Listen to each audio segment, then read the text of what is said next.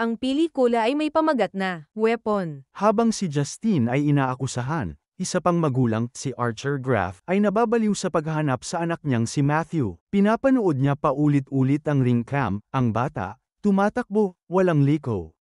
Si Archer, si Justine, at pati ang pulis na ex niya na si Paul, lahat nakakaranas ng bangungot tungkol sa pulang buhok na babae.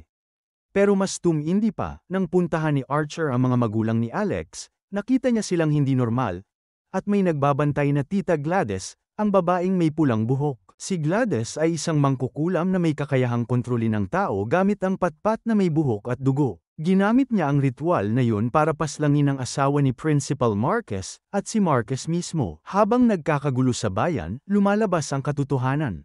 Bago pa mawala ang 17 bata, kinokontrol na ni Gladys ang buong pamilya ni Alex. Pati si Paul at James, unti-unti nang nagiging alipin niya.